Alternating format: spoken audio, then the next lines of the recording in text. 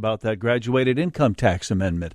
So let's talk with, if you'll put them up now, Austin Berg and Eric Zorn. Eric Zorn's a columnist with the Chicago Tribune, and Austin Berg is with the Illinois Policy Institute. Both of them regularly participate in our Mincing Rascals podcast. They're frequently heard as guests here. Austin, how are you, my friend?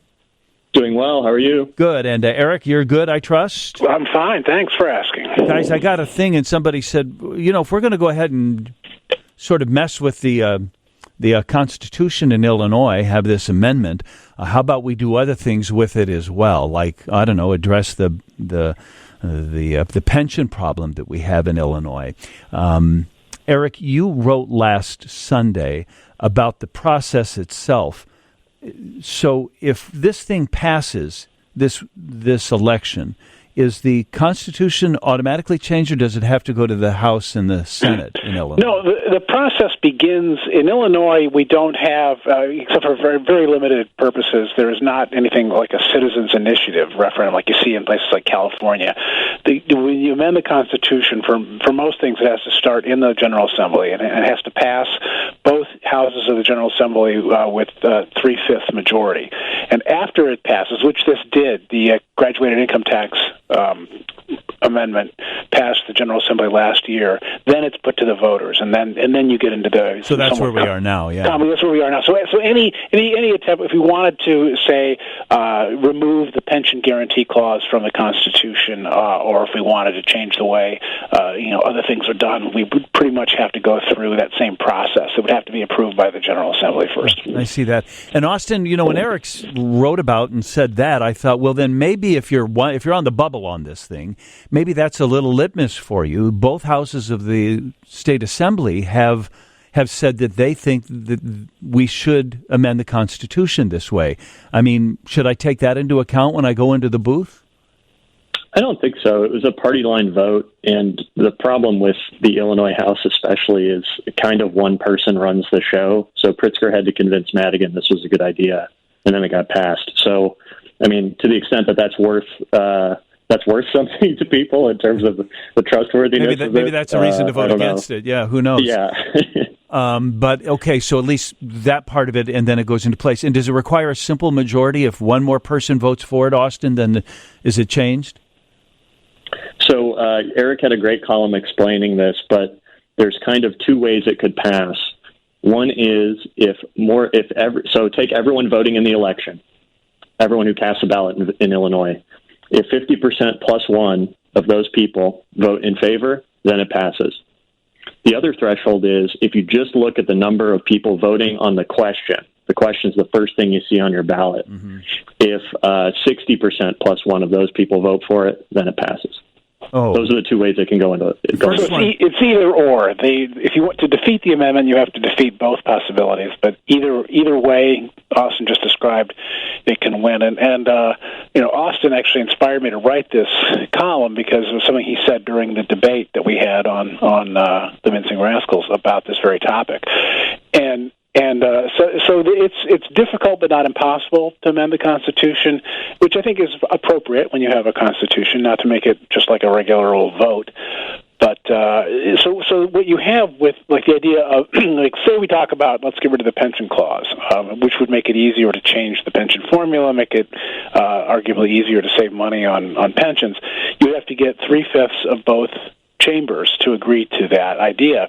Now, my view on some of these things is that they are important enough public policy matters that as a legislator I might vote to put it to the people, whereas it might not be something that I would necessarily approve of. Now, I know that's not the way it actually works. Yeah, I see your point. But the good government person in me says, okay, like maybe I think the pension clause is a good thing, but maybe I also think that it's something that the public ought to have a say in.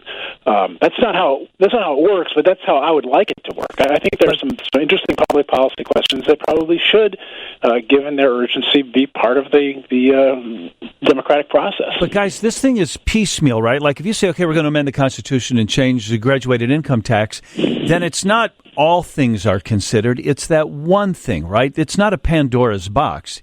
It's piecemeal, right?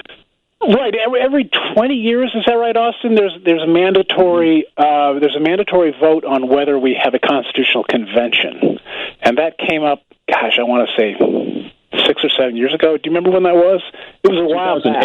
2008 was the last time we voted. 2008. Okay, so it was 12 years ago, and it was rejected. People don't want to open up the whole Constitution for just the Pandora's box reason that you talked about. That a constitutional convention. Of course, the last time we had one was back in 1970. Because people are worried that, all right, if we go ahead and give them this thing on the graduated income tax, then guess what? They're going to go after pensions, but that would not. That's just not the case. And yet, I just want to share with you a text message, guys. It says, "Hey, John, I'm retired. Now you change my long-term financial plan? I'm not against pension reform, but the Illinois Municipal League elected officials did agree to my fire pension changes. And now the jealous out there want to pull the rug out from underneath me. I picked my profession with retirement in mind back in 1981. This is from a person who presumably is going to enjoy enjoying a pension with a 3% increase every year. Austin, what do you say to that guy? Well, we have a retired Chicago firefighter on our lawsuit challenging this ballot language on the progressive tax because we think it does open the door to a retirement tax. And to this person, I would say our solution to the pension crisis in Illinois doesn't require slashing benefits for the benefits that people earned. And we have an amendment that's been filed in the General Assembly. We call it the Hold Harmless Amendment.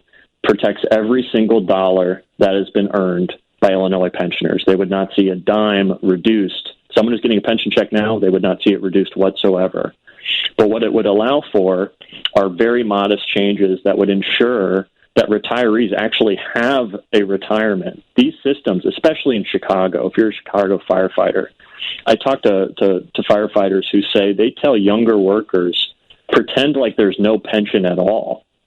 Save like we're not getting any of it, because that's how badly underfunded it is.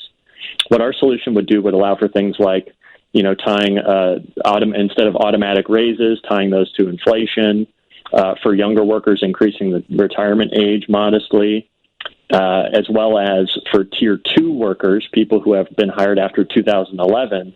It actually gives them a better retirement package because we think that one's so bad that it's unconstitutional. So I would say to this person, we can protect those benefits, but we need to take a balanced approach so that there are benefits available for everyone, that we protect taxpayers, and that we protect people who rely on the services that government pays for. Austin, does that proposal have anything to do with changing the way health insurance is paid for? Because right now, retirees in Illinois get basically free health insurance. And so I know some of the proposals out there would make them pay half of those costs. Is that part of what your proposal has in it? That's completely separate. So, yeah, healthcare is another huge source of debt for Illinois, but that stuff's negotiated typically in contracts. So, like when the state has a contract with AFSCME, they'll negotiate healthcare. So that's different than a law that would be passed on pensions. I got a minute left, guys, a little less than that, but I just wanted people to, check out Eric's column Sunday in the Tribune and know about Austin's website, which is the Illinois Policy Institute.com. How do folks find out more about you guys, Austin? IllinoisPolicy.org. IllinoisPolicy.org. IllinoisPolicy.org.